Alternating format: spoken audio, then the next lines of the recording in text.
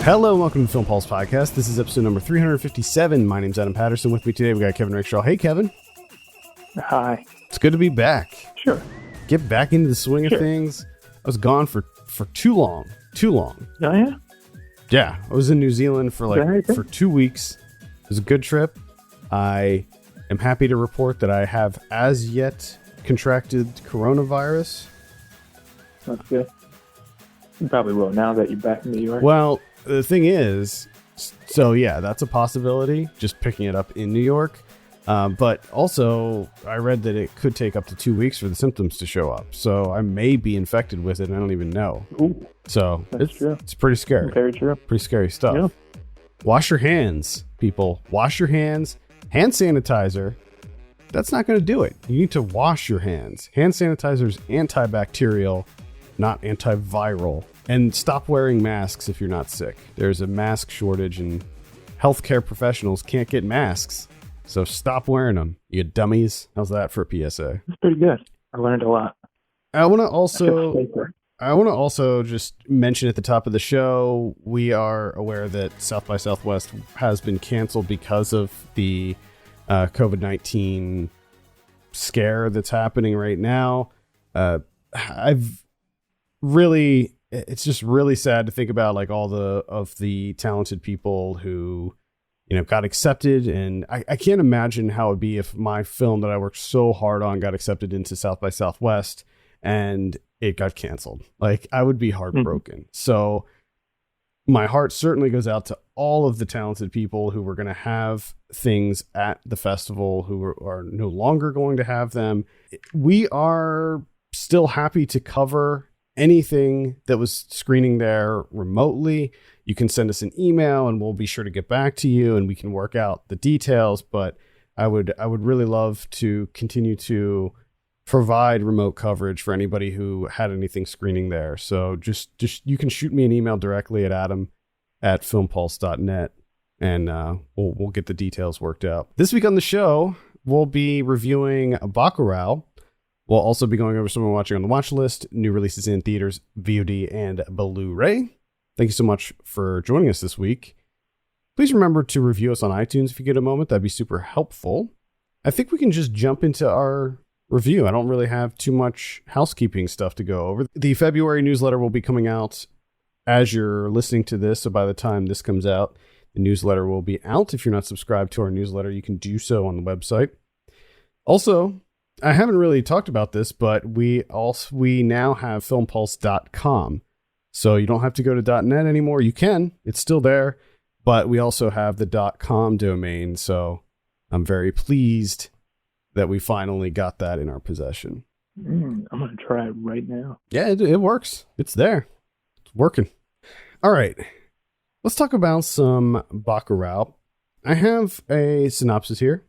After the death of her grandmother, Teresa comes home to her matriarchal village in a near-future Brazil to find a succession of sinister events that mobilizes all of its residents. This is directed by Juliano Dornelles and Kleber Mendoza Filho. My first question for you, Kevin, is did you know the gist of this going into it? Because I saw this back I think I saw it at the New York Film Festival. And when I saw it, I had no idea. Like, I didn't know what it was about at all. But I had heard some rumblings that it was something to look for. What was your familiarity with it going into it? I'm glad you asked because I got very confused. Because one, I didn't really know anything about this movie.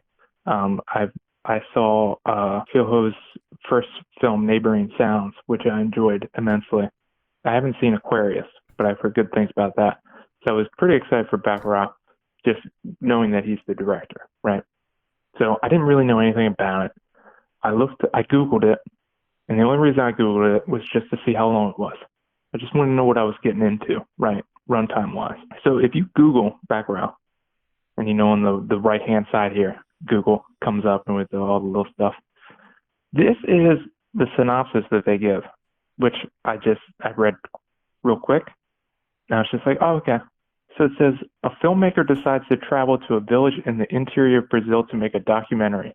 As days go by, he begins to discover that the locals are not exactly what they appear to be and hide dangerous secrets.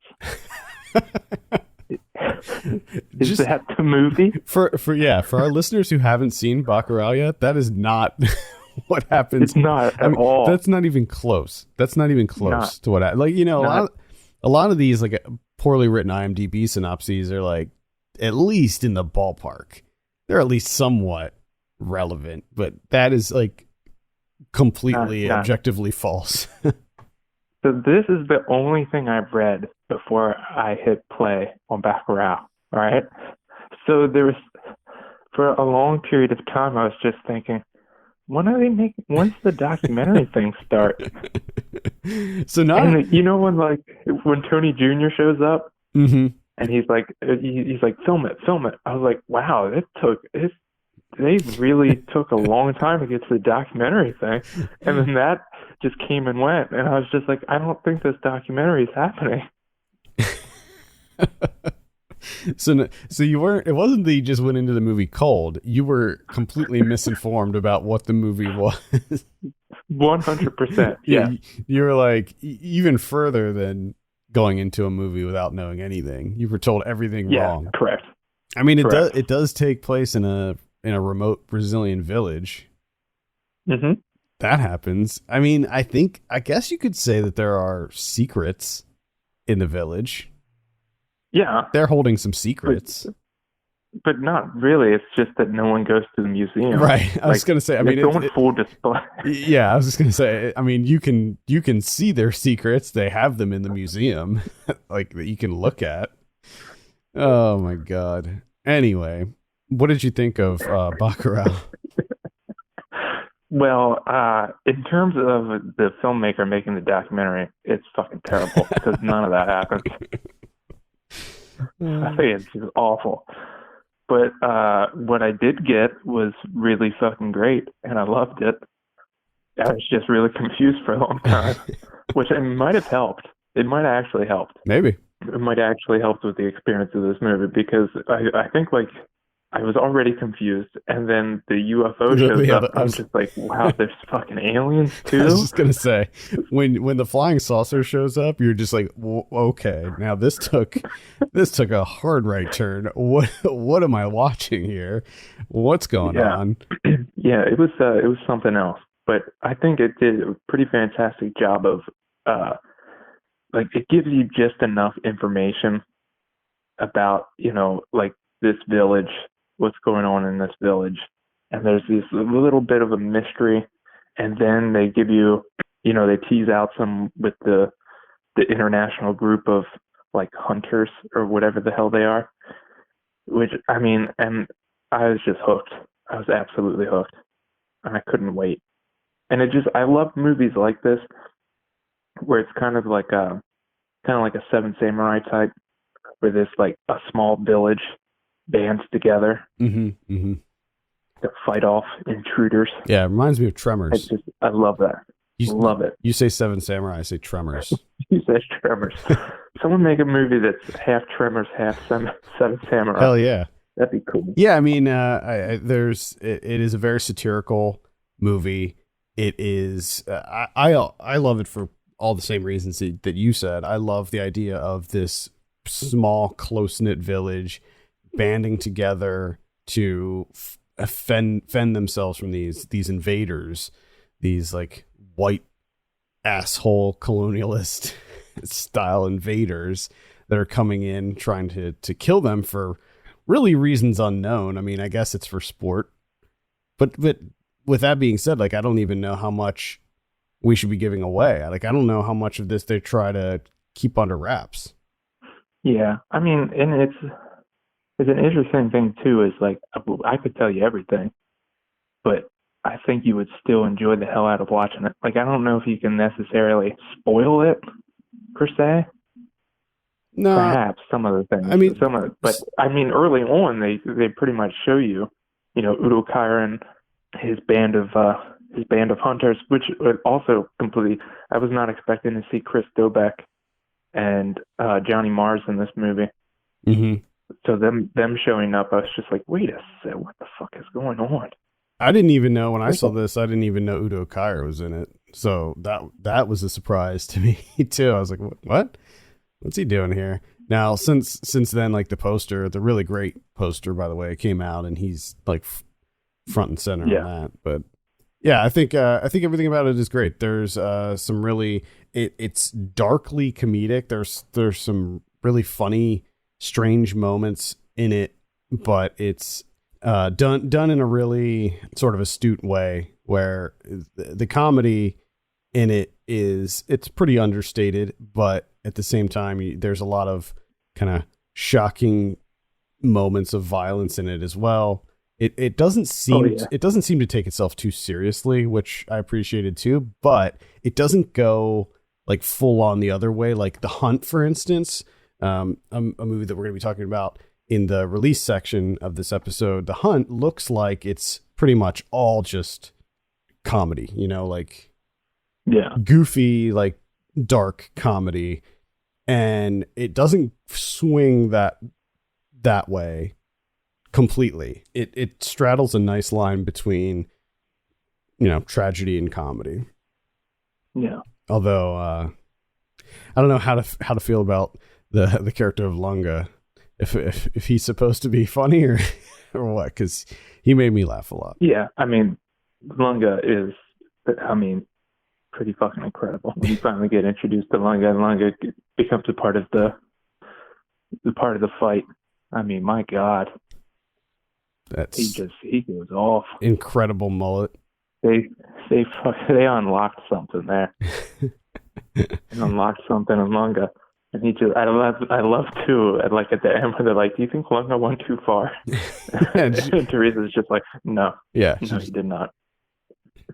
Yeah, so you don't really, the setup is very interesting. So like a lot of the synopses that you'll see online just say like it's a remote village, and one day they come to discover that they've been wiped off the map. Like their town has been erased from all maps.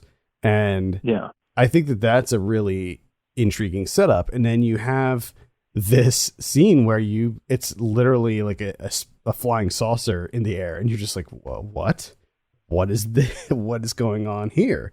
Now, to be clear, it's a lot more grounded than what that sounds like. There aren't actual aliens or anything in it, but it hooks you. It hooks you very early on. I mean, even in the opening scene when we have Teresa, played by Barbara Colin, when she's riding to the town in that water truck, and you're like, why is she riding in a water truck? Why are there coffins all over the ground? What happened to that guy on the side of the road? He looked like he was dead. Why are they being shot at? Like, there's so many questions that get raised really early on that it just really hooks you in. And then on top of that, you start to get introduced to all of these really interesting characters that inhabit this town. And I think that just all of these individual pieces make up for a really just wildly entertaining movie. I mean, I saw it now, like I see, tons of movies all the time, and movies will very quickly leave my brain and I'll forget about them. But this was one that like stuck with me. Almost every scene stuck with me, even though it's been almost a year since I've seen it. Rewatching it for this show, I was just like, I just remembered everything, and that's kind of rare. And I think that kind of tells me that this is something special that you should be seeking out. Yeah, and I mean, I love these types of movies where you have just on the surface level, just in terms of what's there happening, in the narrative. It's a highly entertaining film, just on the surface. Even if you have no understanding of the socio-political climate of Brazil and like what this is satirizing, all that, if you're completely ignorant to all that, you can still enjoy the hell out of this movie. But then everything that's happening underneath that or involved with that, the layers to it, just really takes it to a different level. Mm-hmm. Yeah, 100% agree.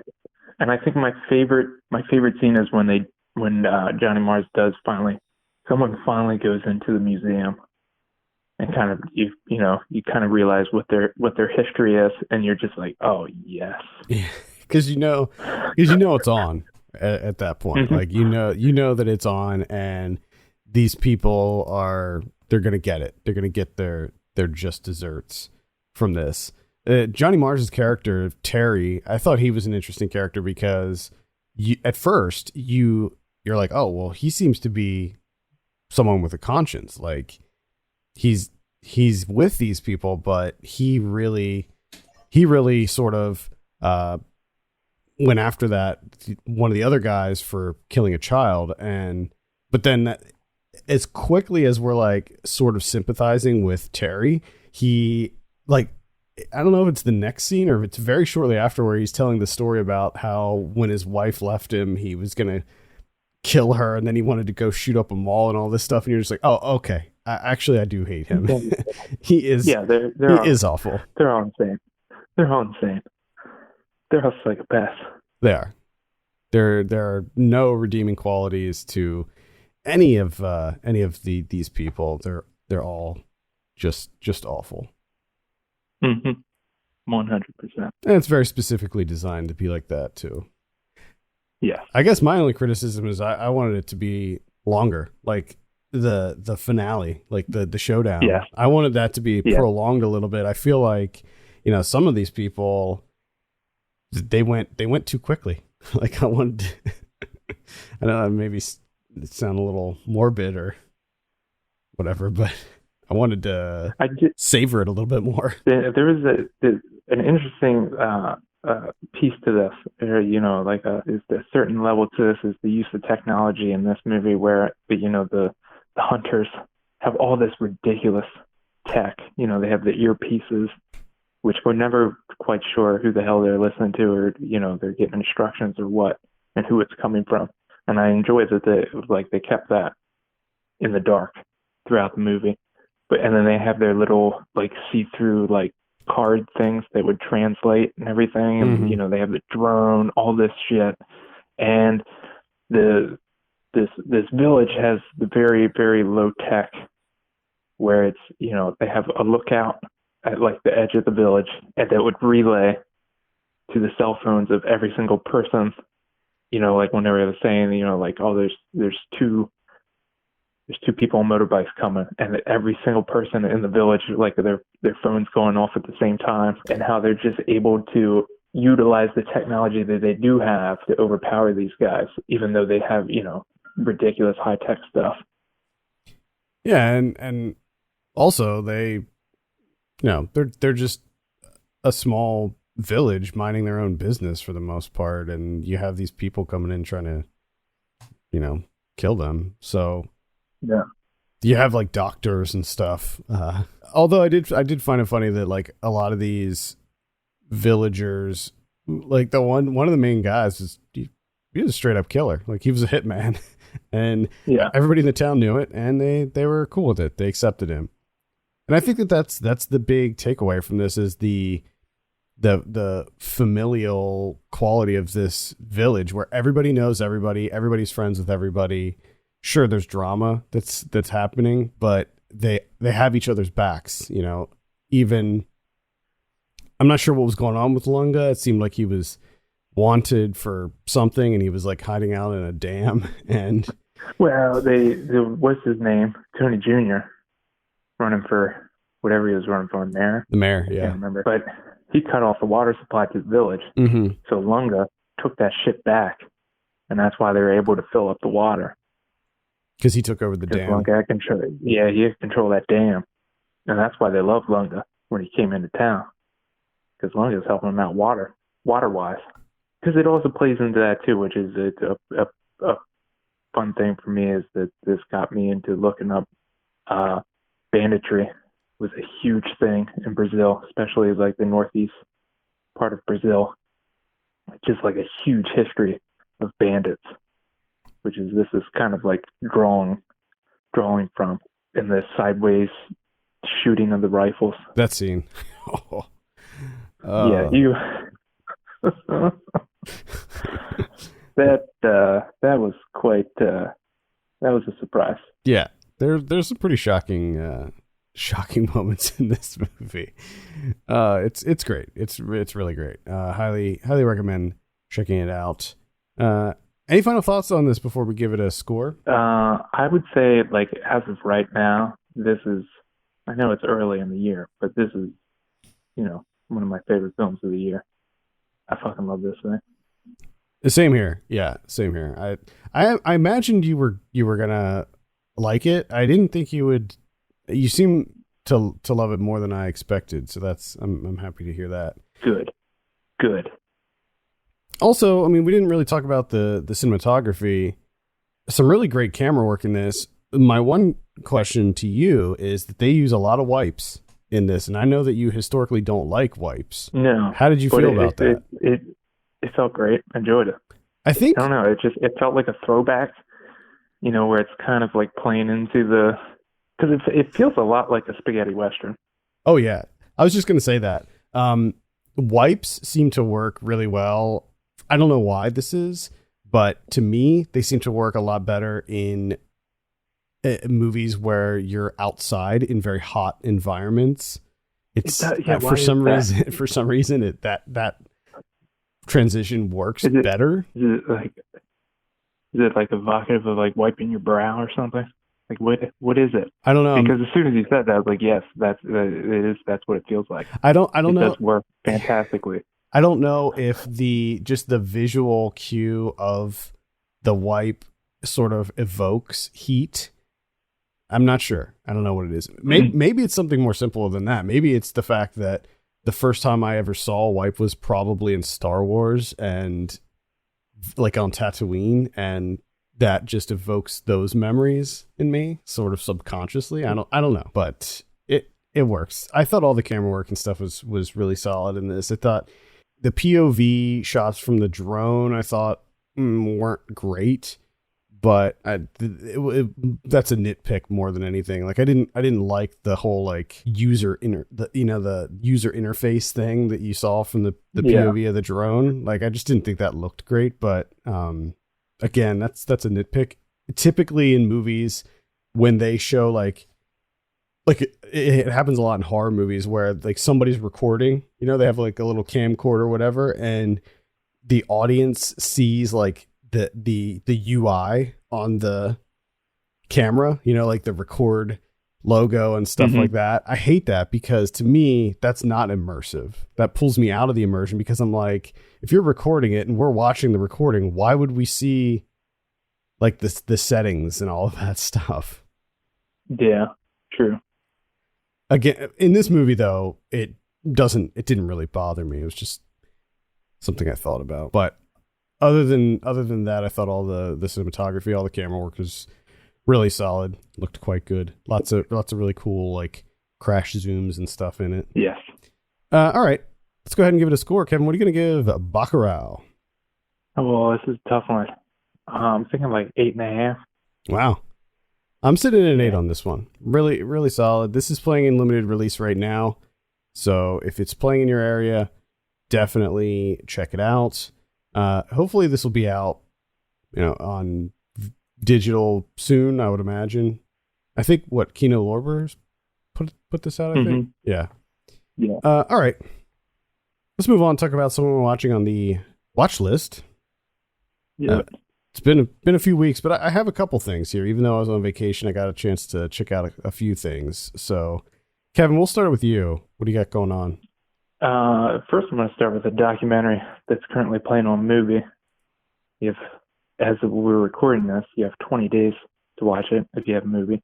I highly suggest you do, because this is currently one of my favorite movies of the year. Back to back, man. Bacurau. And this one, Talking About Trees, is the name of it. Talking About Trees. Directed by Suhaib Gasmalbari. It's a documentary about these veteran filmmakers from Sudan, right? They made films in like the 60s and 70s, and then because of the strife there in Sudan and the censorship, that's the word. They completely lost like movies. Film houses got shut down, everything. So what these guys are trying to do is they're trying to bring that back to Sudan, right? So they find this cinema house and they're going to try and revive it. So it's these guys hanging out, just going through them, finding the movie house, kind of cleaning it up. They go to like a soccer game and stuff and like do surveys of like what people would be interested in, what movies they should show.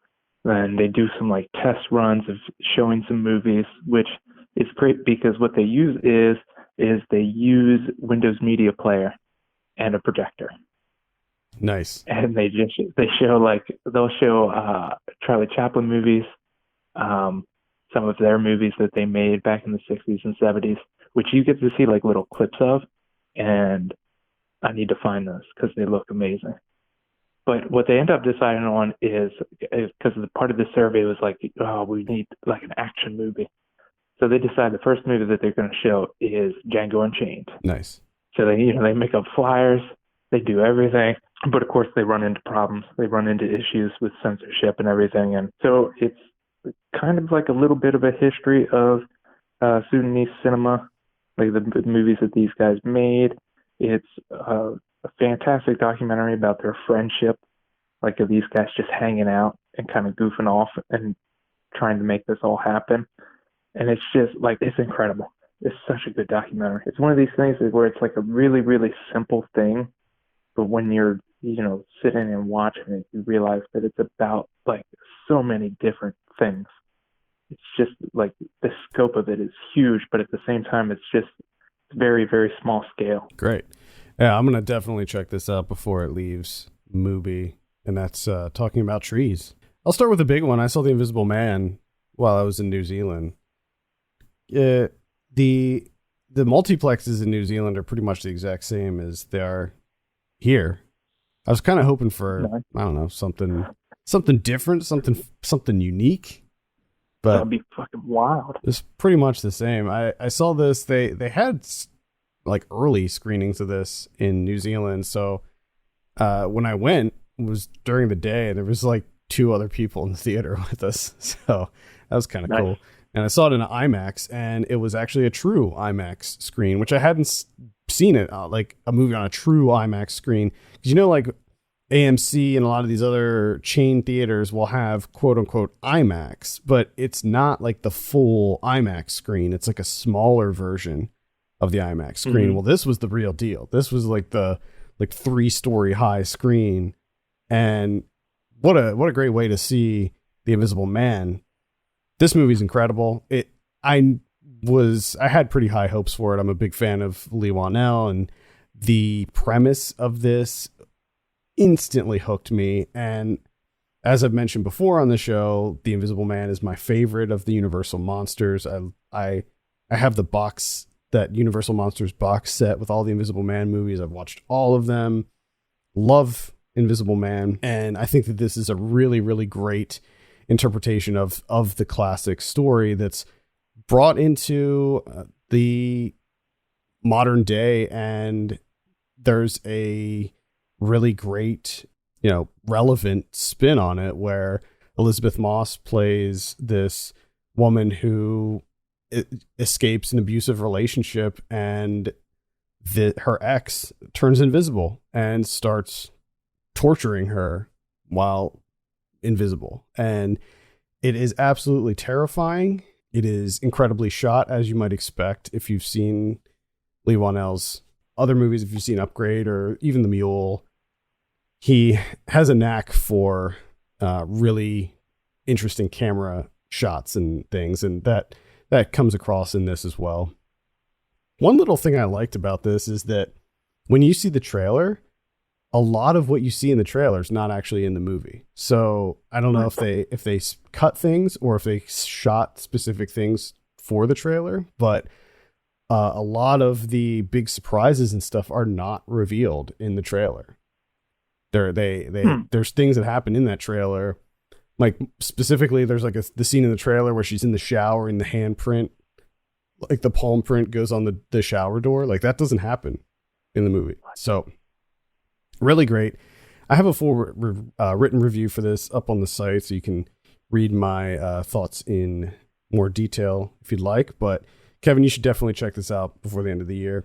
I would recommend seeing it in the theater too, because sound plays such a huge role in this. Because obviously you can't see him, and you know they don't do this like. I remember when they were talking about this whole Universal rebooting all the Universal monsters, and I think Johnny Depp was in talks for The Invisible Man, and I was thinking like, what a shit show that would have been, because if it was Johnny Depp, we would see Johnny Depp more than he would be invisible. You know what I mean? Like he would be visible more than he would be invisible. And in this movie, the Invisible Man, played by Oliver Jackson Cohen, he's invisible almost the entire movie. Like he's just straight up invisible 99% of the time. And I appreciated that. Yeah.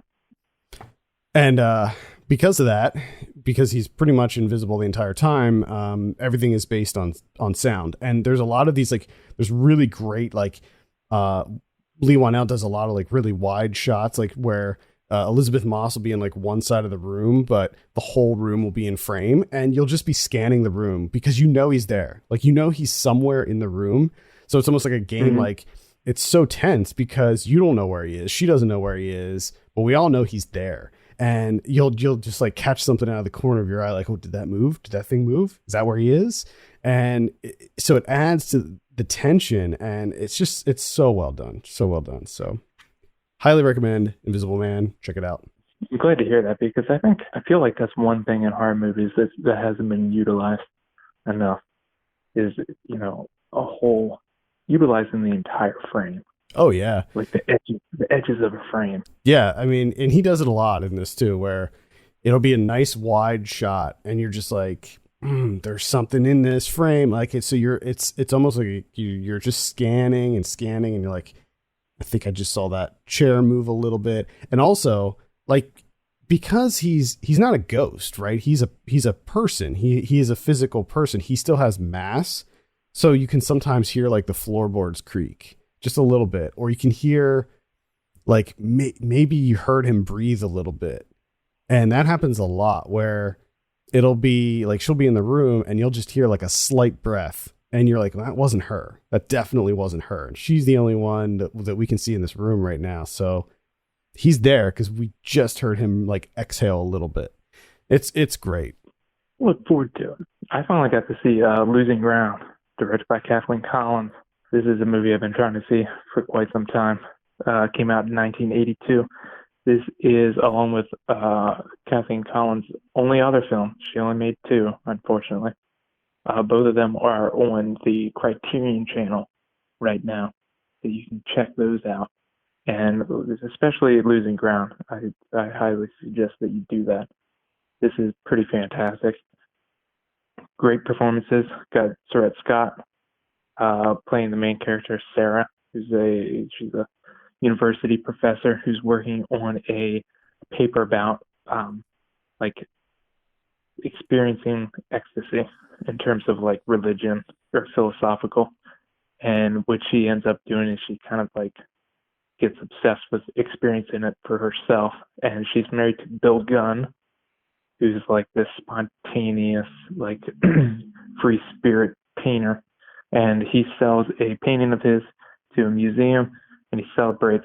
They got some money, so they rent this immaculate house, and they kind of spend the summer there. But it's also about the marriage falling apart. So guess what? Marriage starts to fall apart, mostly because Victor's a piece of shit asshole, and he gets obsessed with his new muse, and essentially just treats his wife like shit, and he kind of becomes obsessed with this other woman. And it's really interesting the way that it progresses throughout the movie, and just kind of constantly changes and shifts from what like the focus is. And it's just a shame that she really only got to make two movies. So I think she ended up dying in like 1988 or something like that, breast cancer. Because, I mean, this is essentially her first film. Because the film before that was like 50 minutes long. So it's one of those like not quite features. Yeah. You know, like 3 short films stacked. But I mean, in terms of a debut, I mean, it's pretty phenomenal for this to be a debut. Nice. And that's Losing Ground. I saw a debut, and that's Blood on Her Name. This is directed by Matthew Pope. And this is it's a neo-noir about a woman who, the movie opens with her standing over a dead body. She clearly has killed this man, but we don't know anything really about who he was, what happened. It seemed like there was obviously some kind of altercation because her face is all messed up, but we're not sure what happens. We see her getting rid of the body, but then she ends up feeling remorseful that she did this. So she finds the guy's wallet, gets his address, and then puts him in his shed and writes a note to his family saying, I'm sorry, he's in the shed, and puts that in the mailbox. And then she realizes that she lost her necklace, and she thinks that she left it around the body. And it's just one thing after another of like just terrible things, terrible decisions, terrible circumstances. Everything goes wrong in this movie. There's not a single thing that goes right in this movie. It's just one shit thing after another. And this screened at, I think it was like Fantasia Fest, or it was a festival last year, and I had the opportunity to see it, and I thought to myself, it looks okay, but it looks a little, I don't want to say low budget, but it looks a little like kind of amateur-y just from like the screenshots that I saw. But I'm glad to say that I was very wrong. This is actually a really well shot movie. There's some really good performances, specifically by Bethany Ann Lind and Will Patton. And it's a really solid little thriller. It's frustrating, to be sure, because of the horrible decisions that they're just constantly making. But it's still pretty good. I have a review for this up on the site as well. Okay, all right. I got one last one here, and that is I finally got to watch Shoot the Moon Right Between the Eyes. What? Which, yeah, this is currently on No Budge. You can watch it for free. Just head on over there, click play. You don't have to pay anything. It's based, kind of like loosely based on Two Gallants by James Joyce and the songs of John Prine. So it's a musical, which is interesting because the way that they do the music is pretty interesting. This is directed by Graham L. Carter, and it's more so if it's just like little performances. Like the person will just start singing, and it kind of turns into this like little performance. And it worked for me because it's not like your standard musical. And so what it is two older gentlemen played by David Kendrick and Sonny Carl Davis. And these guys they're kind of the petty criminals, the con artists. So they go around town to town. They kind of swindle women out of their money. So they find someone, lock in on them, and then swindle them out of their money, and then move on to the next town, right? So Morgana Shaw is their newest target, and David Kendrick is working it to try and get the money, but he ends up kind of falling in love with her. Sonny Carl Davis kind of gets pissed off, thinking he's getting double-crossed. And then Frank Mosley, his wife was swindled, and he's kind of playing this role as like a private investigator, trying to like track him down. So it's got a little bit of everything. It's got the musical thing that I already said. It's got the comedy. It's really lo-fi, and it's really interesting. It just, as I was watching it, I'm like, I don't know what I can say this is like, comparatively speaking. I can't really think of too many movies where I'm like, oh, it's like such and such. Yeah. It you know what I mean? It felt very new and fresh, just in terms of like budget wise, because you can tell that, it's really, really low budget, but man, they make the most of it. I love that. And this is available on nobudge.com for free. So if you have any interest in checking out Shoot the Moon Right Between the Eyes, you can check it out on there. This was one, I think it was like right on your most anticipated list, at least one year, maybe multiple years. Maybe. well might have been. The last one I'll mention was a disappointment. That's Vivarium. Oh no. Yeah, this is directed by Lorcan Finnegan. This movie has a really great idea behind it. So you have this young couple played by Imogen Poots and Jesse Eisenberg, and they're ready to take the next step. They're looking to buy a house, and they end up meeting with this guy who wants to show them a house in this new development, this like big suburban development. And they go there and everything is like very like manufactured and manicured. All the houses look the same. The neighborhood is enormous and everything is just so cookie cutter and very, very like Stepford-esque. You know, just everything just feels off. Everything is way too impersonal, and like all of the like furniture and everything is like, because the houses are like fully furnished, but they're all kind of, everything's green and it all just looks so fake and plastic. And they're like, the guy's showing them around and then the guy just disappears, and they're like, okay, well, all right, let's just leave. This place sucks anyway. But they can't get out. So so the initial premise is that they're basically stuck. They're trapped in this like suburban hell, and they have no way to get out. Like they drive around until their car runs out of gas. They try just like walking in a straight line, cutting through yards and stuff. And they always end up back at the house that they were looking at. And then all of a sudden a baby shows up in a box on their doorstep. And so you think like, this is all right. I'm interested. Let me see what you got going on. But where it goes and how it gets there, it's just not great. It's pretty bland, unfortunately. I should be working on a review for this closer to its release, but initial impressions on Vivarium, yeah, not great. This comes out March 27th, by the way. Well, that's unfortunate because I was intrigued by this.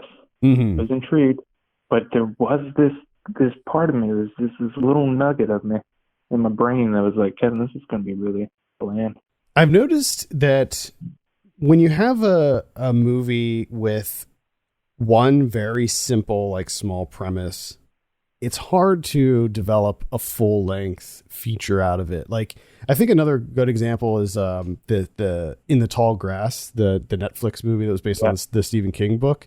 Like, that's a great premise. Two people, couple, they just get stuck in a field and they can't get out. Like, but again, the same thing with that one is like, when you have this really great like seed of a movie, it's really hard to deliver on it. Like, how are you going to develop this really interesting idea and have the payoff be better or as interesting as how you begin? You know what I mean? Yeah, and especially like you can't sustain it. Yeah. The longer you go, the more it wears off. It's just like, okay, this is kind of repetitive. It's a bit one note. Like, we get it. You're stuck in a field. Yeah, exactly. Touch rock. Just I have to touch rock right off the bat. And hey, here's this rock touching it. What's up? And there's a lot of like weird stuff that happens in Vivarium, but it just never really coalesces into something that's can live up to the way it begins, frankly. Gotcha. All right, let's take a look at what we have in theaters this week. We got Bloodshot coming out. This is the one with Vin Diesel. Yep. I am assuming you have zero interest in this one. Zero. There was like that one little 2-second thing where it showed Vin Diesel getting his face blown off and then reversing. And when I first saw that, I was like, oh, okay. All right. I'm not super familiar with the Bloodshot character. It's based on a Valiant Comics character, I believe. And I was never really into Valiant Comics growing up, but I was kind of interested in it. But then the trailer, like the full length trailer came out and I was like, nah. And then I saw it was rated PG-13 and I'm like, definitely not. I'm not into what Bloodshot's trying to sell me here. We also have The Hunt coming out finally. This is the one that got delayed for an indefinite amount of time because it was supposed to come out right when there was a mass shooting I can't remember which one at this point. There's been so many since then. Mm-hmm. Yep. I'm not even sure which mass shooting it was. That's the country we live in. Yeah. Either way, I'm actually pretty interested in The Hunt. Looks somewhat similar to the movie that we talked about today. Yeah. I doubt if it's good. Well, yeah, definitely. We also have I Still Believe. What is I Still Believe? Still believing. Please be a Christian. One love can change your life. One life can change the world. From the creators, from the creators of I Can Only Imagine comes an inspiring love story for the ages. Yes, Christian music star. Yep. Jeremy Camp. Keywords on this one: Christian contemporary music. What is that? So there you go. Plot keywords just based on a true story. That's it. That's all they got. Wow. I saw there was that I Can Only Imagine movie was on TV one day, and I hovered over it for I stayed on the channel for like 5 minutes just to see, just morbid curiosity, and it happened to be right at the end when he actually sings the song, and it was oh my god, it was so bad. Oh, it was just as bad as you would imagine, maybe worse, maybe even worse. Wow. We also have My Spy coming out. This is the one with Dave Bautista, a family comedy, little action. They always got to get the muscular guy in a comedy with a little kid. Yeah. Give him alongside that precocious little kid. Yep. Just raking those laughs. Gotta have those. The trailer did make me laugh. There was one bit in the trailer when she knocks over the goldfish bowl. That made me laugh. Limited release this week, we have Big Time Adolescence. This is the comedy with Pete Davidson. We have Cruel Peter. Got the dog doc coming out. And you'd think, like, initially you're like, oh, it's a documentary about dogs. And it is a documentary, but it's about a dog doctor. Wait, yeah. What? The dog doc. Wait. Not documentary. Doctor. Yeah, but is it a dog that's a doctor? No. It's a doctor. Oh. It's a doctor who a vet. Helps You're talking dogs. About a vet. Yes. A vet. Mm-hmm. They could just call it vet. The dog vet? Come on. I was always saying, I thought it was going to be a dog that's a doctor. No, I don't. Which would have been awesome. I think he it's about a vet who practices holistic medicine for dogs. Mm-hmm. So okay. Who knows? Right. Let's see what else we have here. Human Nature. We got The Informer coming out. Inside the Rain. Lost Girls. Mom, which stands for Mothers of Monsters. Mm-hmm. That's pretty much it for. Wait, what about Never, Rarely, Sometimes, Always? Oh yeah, sorry, I missed that one. Probably going to be the best movie out of all these things right here. Yeah, Focus is putting out Never, Rarely, Sometimes, Always, which the movie looks great. That title, like, I get the title, and I kind of appreciate the title, but at the same time, it's like it's a mouthful. Well, and did you see that there's another movie too that came out just around the same time that's kind of the same? No. I can't remember what it is though. But it's like Sometimes, Never, Always, or something like that. Oh God. It seems like it's just rude. It's rude. Shouldn't do that. Yeah, it kind of sucks. Yeah, that one's coming out. That's definitely one that I'm interested in. Tuscaloosa also comes out too. I missed that one as well. On VOD this week, let's see, on the 10th, we have Stuffed, which is a documentary about taxidermy. So that could be interesting. Maybe. Could be. We have Transference, which sounds like maybe a sci-fi horror movie. Not too sure. Mm-hmm. We got Shepherd, which is a horror movie. We got The Alpha Test, which is a horror movie. We got Tuscaloosa coming out on the 13th. And that's all I have for VOD. However, I will say that I haven't been updating the calendar because as I said, I've been gone for the last couple of weeks. So there might have been some movies that got announced that I didn't get to add to the calendar yet. I'm still playing catch up for that. On Blu-ray, this week we got Uncut Gems. I'd recommend checking that out if you haven't yet. We got Beauty and the Beast coming out on 4K. That's the animated Disney one.